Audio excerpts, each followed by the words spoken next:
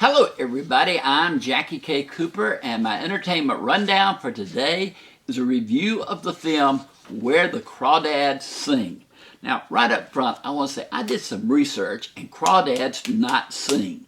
I've been told that over and over. I don't know where Delia Owens got that phrase for the title of her book.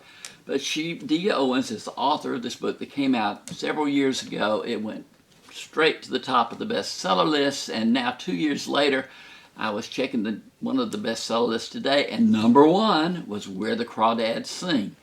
But Reese Witherspoon and her production company got the rights to, bought the rights to the film, and it tells the story of a young girl named Kaya who is raised in the marshlands off the coast of North Carolina, and it starts off with her being, in not present time, but an adult, and she's accused of a murder, and then the whole movie is told in flashbacks. You got her arrest, flashback, going into court, flashback, court trial, flashback, the whole thing.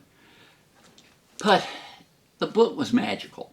There was something about the story of a little girl who basically raised herself out in the marshlands without the help of anyone. She was deserted by her mother, her brothers, sisters, whatever, and she was left with her father, who was just barely took care of her. But it was focused on that, and then her adult life came later in the book. Telling it in flashbacks and not spending that much time on the 10-year-old child, which is where the book mainly did, or it seemed to me it did, just caused the movie to be at cross purposes with itself. And also they went and found a basically unknown actress to play Kaya, Daisy Edgar Jones, and she does not have, the magnetism to draw you into the character the way that you were in the book. She's competent in the role, but there's not that spark that you want to see in the character of Kaya.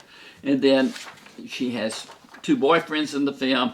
One is played by Taylor John Smith. He's Tate. He's very good in the role. And then Harris Dickinson plays the other boyfriend, and he's sort of bland. But this trio of actors, gosh, with people who really blended together to give a performance, it would have been so much better. I've talked to people who read the book and still thought the movie was wonderful. I've talked to people who've read the book and said the movie didn't live up to it. I've talked to people who've never read the book and saw the movie and said, hey, it was fine. For me, I don't know. It was rated PG-13 for profanity and violence. I scored it 5 out of 10. Average. I just couldn't get excited about it. Maybe you'll have a different take. Maybe it hurt that I had read the book and made the comparisons in my mind. Maybe. Still 5 out of 10.